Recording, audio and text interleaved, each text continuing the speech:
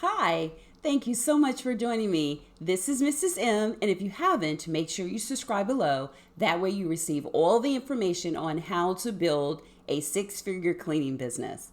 Welcome, welcome, welcome. So I am going to dive right in on the continuation on part 3, which is the last part of marketing. And this is what I call my six-figure cleaning business customer roadmap.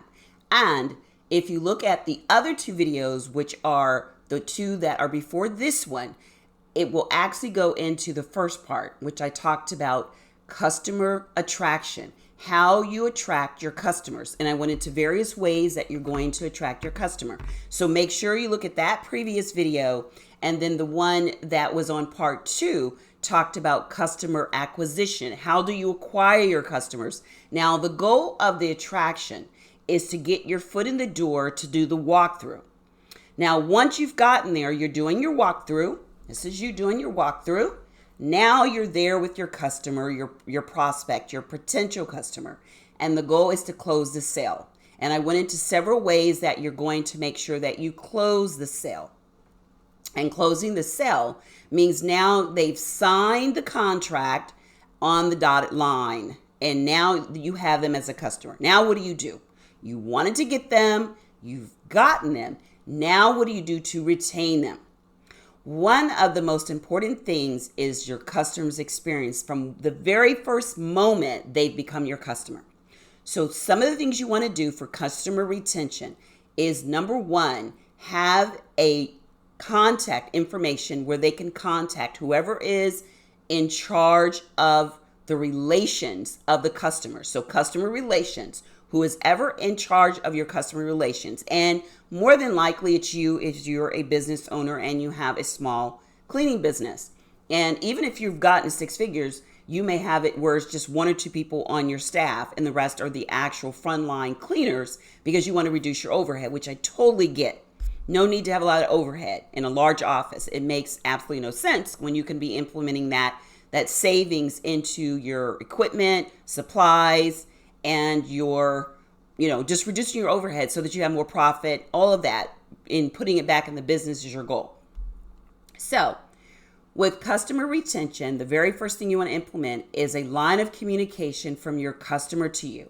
I love it via my website where they can go to my website, log in, they have their own number, and that way, once they log in, it automatically alerts me, because I love automation. It automatically alerts me to what is the concern, compliment, problem from my customer. Within a second, I'm actually getting a notification that my customer is logged in to their portal, that customer relation portal, and each one is assigned a number.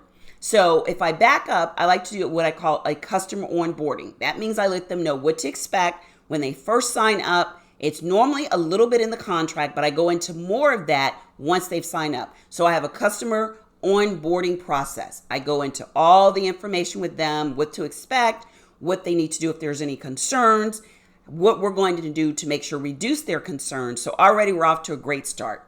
Now there's the concern. They are signing into my customer portal, their assigned number. Each one has an assigned number and a location assignment where I know exactly where they are. We make sure that we resolve that issue within a couple of minutes and boom. Now they know that I care. So I'm going into making sure their experience is where they're not having to call Lisa and Lisa says, I'm sorry, there's no one here. Or they call, the phone rings and rings and rings and they can't reach me because I've been out all night and I'm exhausted because I've done all these inspections and now I'm in the bed, I'm asleep, it's 10 in the morning and I'm tired. You know exactly what I'm getting at because a lot of you are still in that position where you're going to do the inspections yourself or you're doing the cleaning yourself, and that's okay. The goal is to grow, to implement, to grow, to implement, to grow. So hopefully you get to the point very soon where you are doing the on business and not the in business, working in instead of on the business. So one of the things you want to implement immediately is a customer relationship type of, automation. That's the goal. Make it automated. So even if you're asleep, there's a bing, bing, bing, a notification that lets you know that you have to answer that. Okay. Now, the experience should be pleasant. You want to go in a step-by-step on how you're going to resolve the problem and what you're going to implement to make sure that it doesn't happen again. That is what your responsibility is. What you don't want is for it. And then what you need to do is look to see if there's anything similar. So let's say they said that you forgot the trash in the bathroom. Then you want to make sure that you pay attention and what is not going to have it where either you or your frontline cleaners forget the trash in the break room or in the office space. Because now you know that if they forgot it in the bathroom, there's something that is broken down in your system for cleaning, your cleaning method that allowed this to happen. So now you want to be proactive and make sure that you do not get any complaints. The goal should be first, no complaints for a week, then a month, then a quarter, then 6 months, and try to go to a year. No complaints, period. That's the goal, especially if you've been working this account for a while. If it's new, there are learning curves, but you definitely want to make sure you get that under control, because a new customer can sometimes be worse than an older customer because they don't know, they don't have experience with, they haven't built that relationship. So they're thinking, is this what I get to expect? All these mistakes. So first thing, have an onboarding system where you welcome them in. This is what to expect. Next, make sure you have a system automated where they can get in contact with you or someone else to resolve an issue. Third, what are you going to do to make sure you're reactive and not proactive? What are you going to implement so that this doesn't happen? And then the goal is to make sure that you space out how many complaints you have.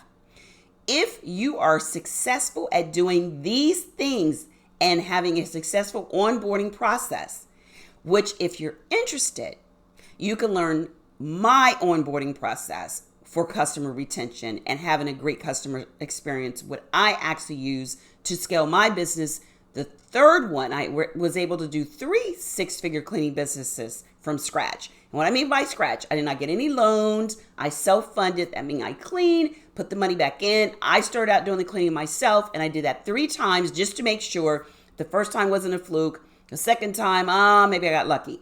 The third time, I knew I had a system in place, and that is the exact system that I teach you through these videos and in my masterclass. So I go into great detail in the masterclass, and I'm having a customer, it's actually called a customer roadmap or customer map, 6-figure cleaning business customer map, where I go over the attraction, the acquisition, and the retention of your customers. So I like to say, if you look at it like this, and you're getting all these little customers, these little wiggly worms are your customers, and you're getting them from all these different locations, and this is you're going to get bigger and bigger and bigger. At first, it's going to be a small little pot because you're doing your customer attraction, your customer acquisition, and your customer retention. But as you get bigger, you're attracting more and you're keeping them. That means it grows and grows and grows. And before you know it, you've reached 6 figures. And then you've reached more, middle 6 figures, and then high 6 figures. And you are well on your way to a nice, profitable business that you are, frontline cleaners. You've got your systems in place, your customer retention, your acquisition, and your traction. So if you're interested, make sure you subscribe below to this masterclass. Space is limited. I love interaction, so I love to put energy into it, get energy back. I ask questions, what level of cleaning are you on, so I can make sure that it's customized to fit the group of individuals, the attendees that I'm actually training. The masterclass is about an hour and 15 minutes, so make sure that you bring pencil, paper, pen, ink, paper, so that you can implement the actionable items on the spot. That's the way I love to do these masterclasses. So once again, 6-figure cleaning business masterclass on customer map. 6-figure cleaning business customer map masterclass. This is a new masterclass that I'm teaching because I really want to go into those 3 parts. If you, and I repeat, if you do not know how to attract, to acquire, and retain, you will not have a business for long. You have to be a marketer in order to do that. Even if you're doing the social media or emails, you have to know how to do it. You have to know how to set it up. You have to know how to attract them to come to your website, what keywords you put in. All of this is a process and a system. So I look forward to seeing you and attending the masterclass. Look forward to that, and make sure that you are safe. And until next time, take care, and I'll see you soon. Bye-bye.